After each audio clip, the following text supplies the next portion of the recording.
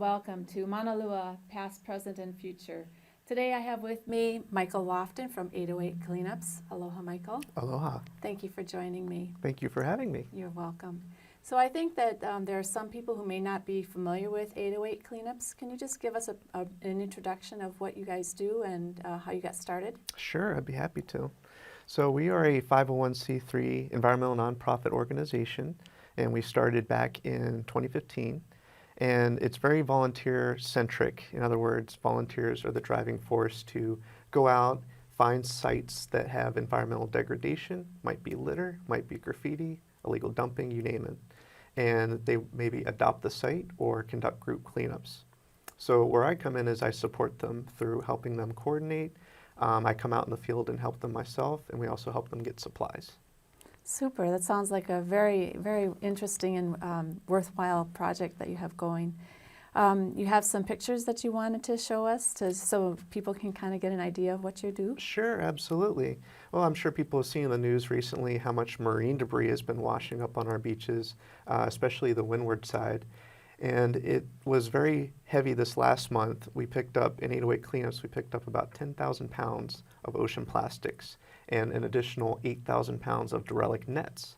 The answer to this is basically there's lots of stuff floating offshore. It's been floating out there for many years, and when we get certain currents and waves and wind, pushes it onto the shore. And so for the microplastics, we have to sift it out of the sand, and then for the nets, we have to cut them up and haul them. And I think you have a few pictures of people doing that. Oh, yes, absolutely. Yeah. So we worked with the City Parks Department this last month to haul them out. Yeah. So that's actually Nimitz Beach, another site. And every site you go to, there's something different going on. So Nimitz Beach, there's actually a lot of illegal dumping and pallet bonfires that occur there where people burn the shipping pallets, leaving nails and stuff on the sand for people to step on. So we have lots of that going on. And then we also have graffiti. Sometimes people tag rocks and trees on hikes and other natural areas. So we use a biodegradable citrus-based remover to make it look like it never happened. And one of the examples here are the hiking trails in Nuuanu. Not just little tags, but big bombs that people put on the boulders over there. So we appreciate people's art and creativity, but we believe there's other places than natural areas to do that. So it's just a citrus solution that you use to remove it? It is. It's a concentrated citrus-based remover, biodegradable. We use very limited amounts, and it's very effective. Oh, that sounds really neat. Very, very environmentally friendly. So here you have the results of after the cleanup. Exactly. And we try to accomplish a couple goals with this. One, we want to remove the tag, but we also want to show people, you know, we want to take care of these spaces and respect nature. Leave no trace is something people might hear, and that applies to litter, graffiti, anything else like that.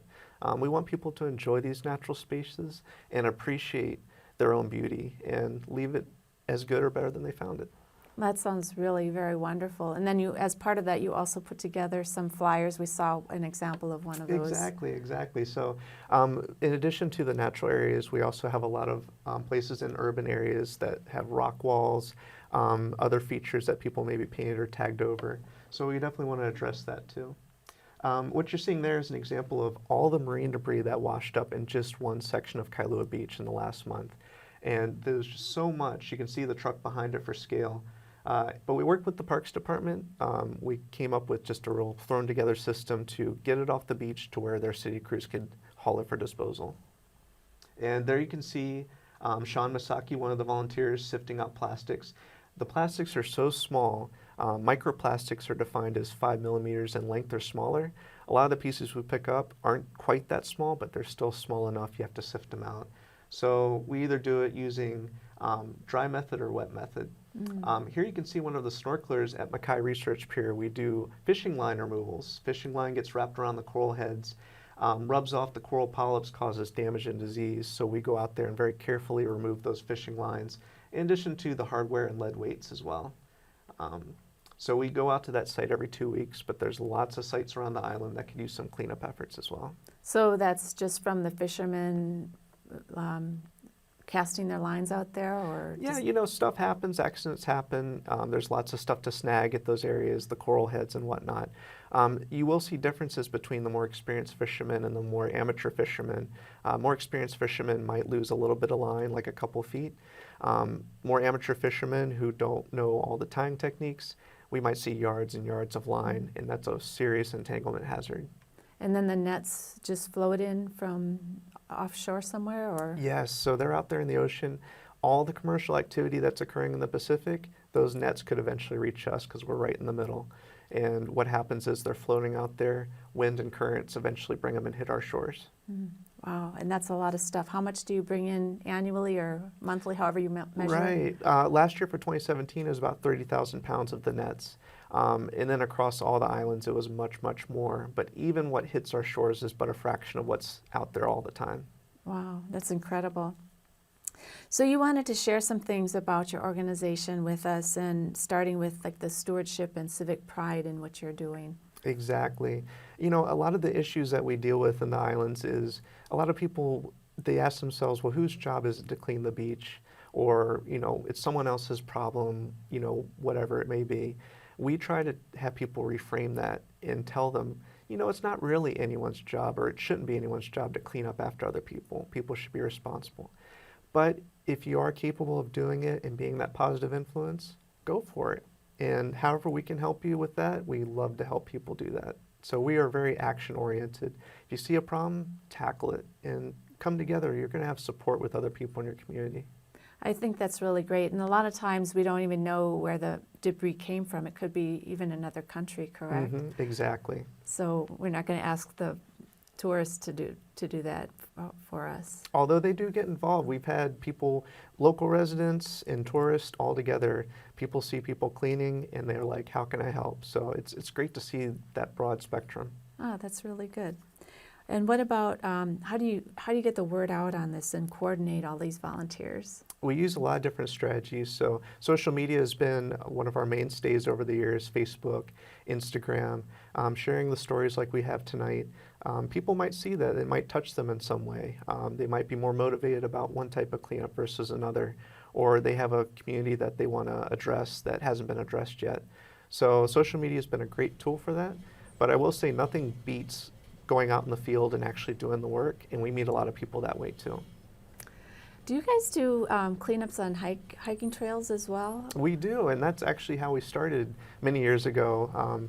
We saw a lot of that nature tagging that we just showed earlier, people spray painting, and so we actually started on the hiking side, picking up litter and graffiti, and then gradually moved our way all the way down to the coral reefs. Because I would just imagine that it's a fun way for people to get their exercise as well as doing something good for the community. It is, absolutely, and it's one of those cleanups that's very easy to do on your own schedule. You don't have to wait for some organization to schedule it. You can just go, if you're going on a hiking trail like Kuli'o'o or some other trail, pick up as you go. Bring a bag and prepare ahead of time. Oh, that's really super. So tell us a little bit about the progress you've made in your ongoing challenges working with the volunteer community. Absolutely. Well, I'll say the volunteers have been phenomenal. They take initiative.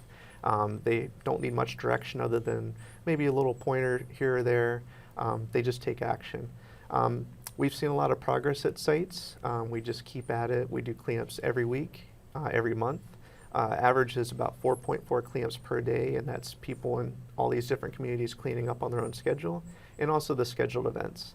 But we do have our issues that we encounter along the way. A lot of it boils down to communication, coordination, whether that's between city and state, jurisdictions, community and these public agencies, but it's something we want to solve as well. We want to clean up those communications in addition to cleaning up in the environment.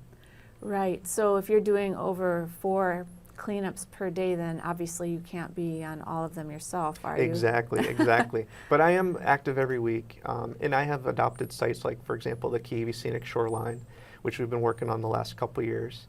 And that's exactly the right point. You know, if we picked up 135,000 pounds of litter last year, that couldn't have just been one person. That is a lot. So we try to encourage people to take that action and not wait for even myself or anyone else in 808 Cleanups to start that. That's really super. So what would you say are your greatest areas of need or the issues that you're most concerned about? Right. So, I think everyone in every community has a certain park or an area that they want to give attention to that maybe is a little neglected. I would say we really want people to be a part of the Adopt a Site program. It's so efficient. People can do it on their own schedule. You just take a piece you can manage. Maybe it's a park or a beach or a hiking trail. And through the social media outlets, just keep us in touch as far as how it's going. Maybe you need a lot extra hands. Maybe it's an illegal dump site you're trying to restore, or it gets hit by ocean plastics every week. You can use those tools. You can use 808 cleanups to help get more resources.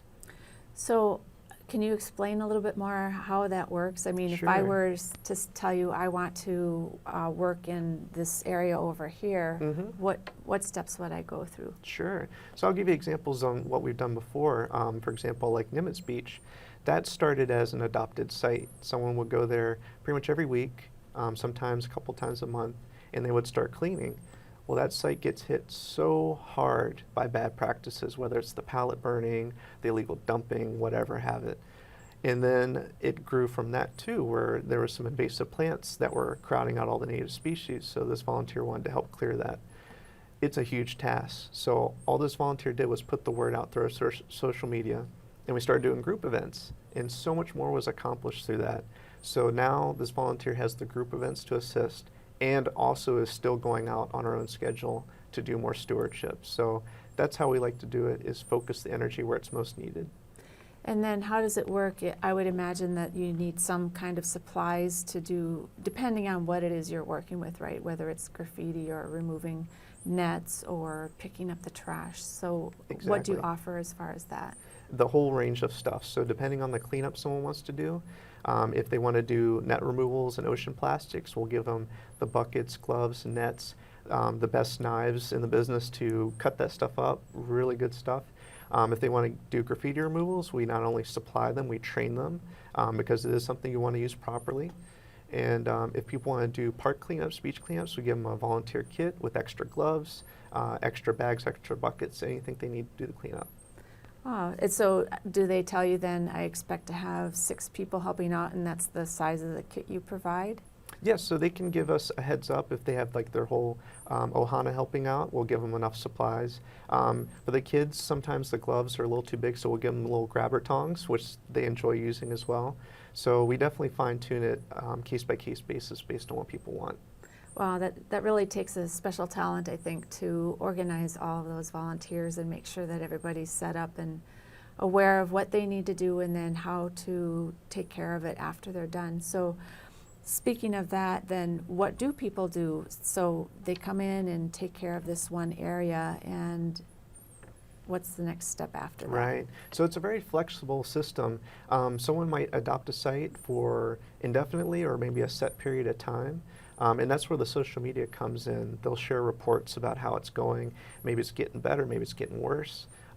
Something maybe have happened, maybe a big illegal dumping happened. We want to come out there and help them attack those areas if something comes up. Fortunately, a lot of sites, they just need someone's presence on a continual basis. And it could be shared. It's not just like there's one adopter for one site. It could be multiple people kind of splitting the load. There might be hikes like Cocoa Crater out here where as long as people kind of show that positive example of not throwing litter, throwing your plastic water bottles everywhere, and showing that positive example, that's a site I can point to and say that needs a lot less effort from the original site adopter, because people saw that site adopter do their work and then they joined in. So that's the goal. We actually want to make a lot of stuff obsolete. And by that I mean we solved people even throwing the litter in the first place. So, but people, they might work at a site for 3 months, or maybe they do it for a couple of years, but we have a system in place where someone could step in and take their place if they want.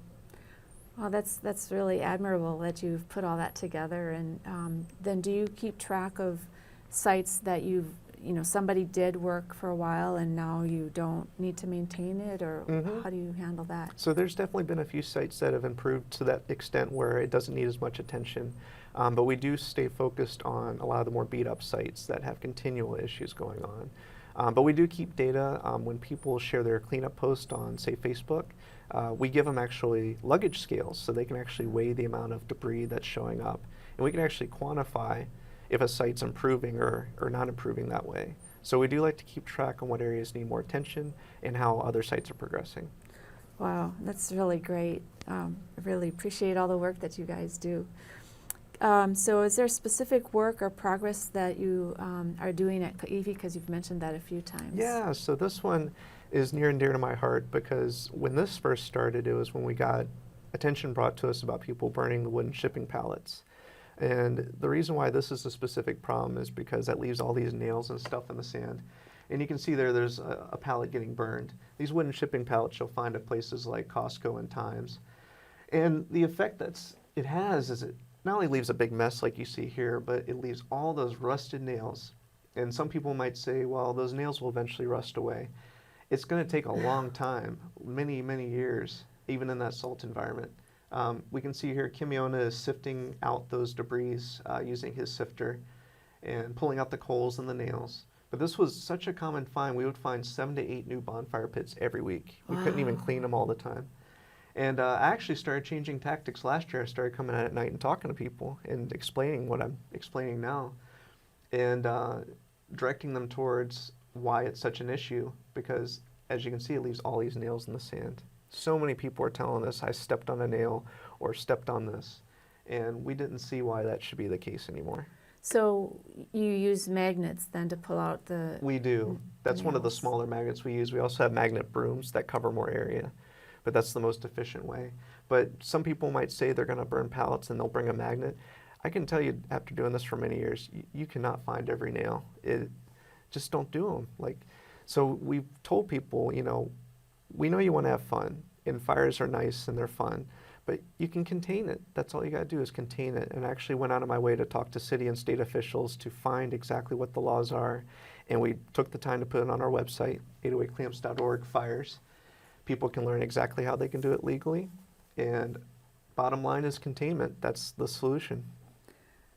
And so you put out these communications as well, so people can learn what is the right way to do things. Definitely. If my goal is to make the clamps obsolete in many ways, we've got to educate people. We've got to constantly tell people and show by positive example. So this is one of the ways.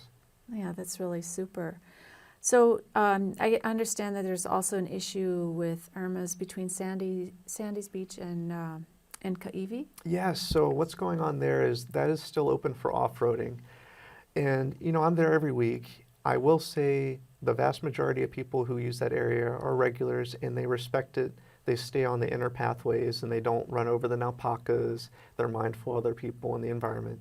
But there's quite a few people who go out on the sand and run over the bushes. They're degrading the habitat. And we've also got monk seals coming up there. Some of them might be ready to birth. So we've got to look at that area as a whole. I think there could be a good middle ground where we allow some off-roading that's responsible, but we also need to look at how can we restore the environment. And just comparing it to where Kai Hui is, where it's barricaded off, because we've solved a lot of the pallet bonfire issues, we're doing a lot of invasive plant removals. And this area that had kiawe covering it before is now a blanket of beautiful ōlelo. And that is something we want to do. We want to restore the ōlelo, the aki grass, the ōhai, all the native plants. And we can't do that. People are running over the alpaca that's struggling to survive in that stretch. So I would like to talk with the community and figure out a good way forward so people can enjoy the spot. Maybe it's their fishing spot, surfing spot, whatever it might be. But we got to help restore the plants. It's so much erosion going on there. Right, and I think you've also had, aren't you part of the program that has the signs for the bees in the area? Yes. And do you want to tell us a little about that? Sure. So that's also one of the things that's progressed at this site is we have a species called the Hawaiian yellow-faced bee. It's an endemic species, critically endangered. There's only 3 spots on all of Oahu you might find this bee. Kai Hui is one of them. So restoring the native plants helps the bees out a lot because that's the plants they've co-evolved with over all these years. And so as we bring them back, our hope is that the bee is able to expand its territory. And I would love to expand its territory from Kai Hui out to Sandy's and beyond. So it's going to take that stretch of Irma's to connect that. Yeah, that's really very neat because my sons and I have been doing cleanups on Kai Hui for Earth Day for a number of years, and I guess it was about 3 years ago or so that we noticed the signs for the bees, and we're like, what is that about? Mm-hmm. So it's very interesting to learn what is happening there with what you guys are doing. Absolutely. So all of this then, I would imagine, takes not only your energy and volunteers, but some funding. And it does. so you want to kind of explain about that. You said you're a 501c3. That's correct. So we do all these services. We work with all these different schools and military bases and community members. We provide all these services to the public for free, but we do need to fund things, whether it's myself and or one other staff person, or the truck that we use to help people haul things or get supplies to them. And that does take funding. I will say we're a very lean operation and we run very efficiently though. So we don't have an office, we just work out of home.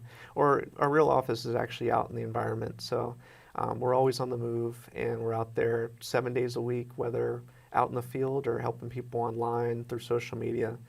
So we're always available. But yes, it does take some funding to fund the different projects we have. So does that come then via grants mostly, or Right. what if somebody wants to donate themselves? Sure. And so that I would actually say our number one priority is for people to donate their time and energy, because really that's the goal, is to have people be active. Even though 808 Clamps is around, you don't have to wait for us. We're here to support you as needed. But I really do want to stress people can take action themselves, and we're here to support them. But we do get a lot of support. Actually, one of our first sponsors was the Home Depot. That's why we have all those orange buckets and everything. And then it's grown to include many others. So if somebody wants to join the organization, what do they do? Do they contact you through Facebook or? Yes, so we got a lot of different ways they can do that. They can do it through Facebook, Instagram. Our website actually has a Get Started page, so people can actually go there. I would recommend that as the number one spot. It's going to give you an overview of what we've done the last year, issues we tackle, and step-by-step how you can get started. Well, that's all very interesting and such a wonderful organization. Where do you see yourselves going from here? I'm hoping in short order we can make a lot of the cleanup related stuff obsolete so that we can progress to the next level, which would be stuff like restoring native plants, helping with stream restoration. There's so much damage to the stream systems on this island and the neighbor islands as well. We want to continue looking at areas that are underserved and could use some restoration efforts because the streams are connected to the coral reefs and other areas. So we see ourselves never running out of work to do, and I would be so sad if we're still 5 years down the road cleaning up the same messes time and again. That means I didn't do enough to educate and reach out to the communities. Wow, I had no idea. That's really very interesting. What about things like watersheds and, we have a lot of places where unfortunately we've dumped stuff and stockpiled stuff maybe incorrectly. You have any plans for that kind of thing? Yes, definitely. I know one of the things that we've seen a lot of is a lot of these back roads, even close to me in Palolo Valley off La'i Road, those were decades-long dump sites. One of our biggest early cleanups was off Tantalus Drive, people throwing stuff off the cliff there. I mean, stuff that's not just auto parts and stuff, but things like batteries. Battery acid, things like that. So definitely chemicals leaching into our streams and watersheds for sure. We definitely want to tackle those. We want to clean all that stuff up and then start the healing process of restoring the native ecosystems. Wow, that's all very admirable. How about expansion? Do you see yourselves going out outer islands at all? Yeah, so we have been outer island for a little while, but very small. And we've done a combination of things. One, we've worked with different partners on the neighbor islands, the different Surfrider chapters, Hawaii Wildlife Fund on the Big Island, many, many great partners. So we direct volunteers towards them, but we also want to grow our Adopt-A-Site program we talked about.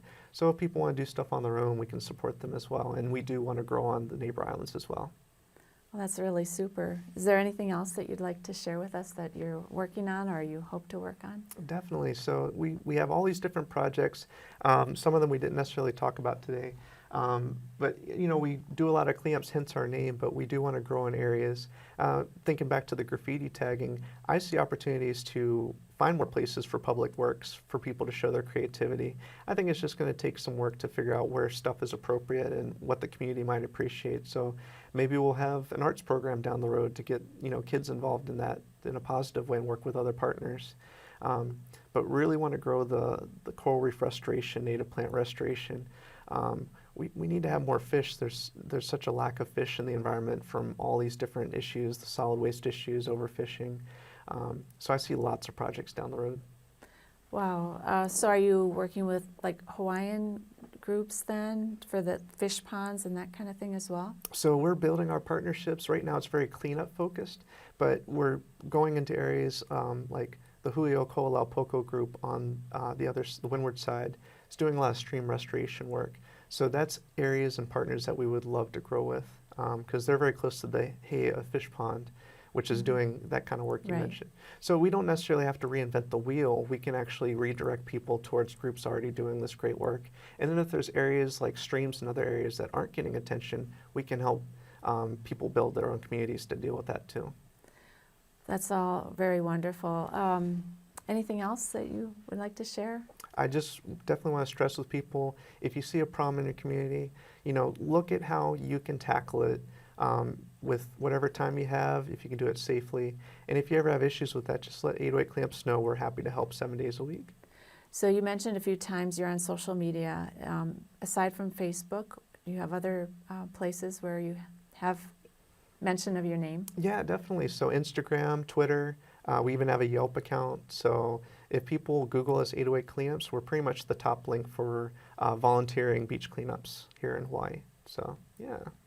Well, that's all very exciting. So I'd just like to thank you for being on the show.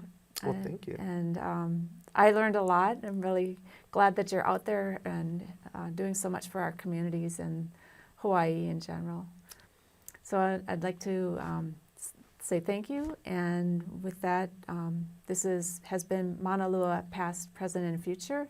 And we look forward to more shows and hopefully having you on another time as well. Well, thank you so much for having me. You're welcome.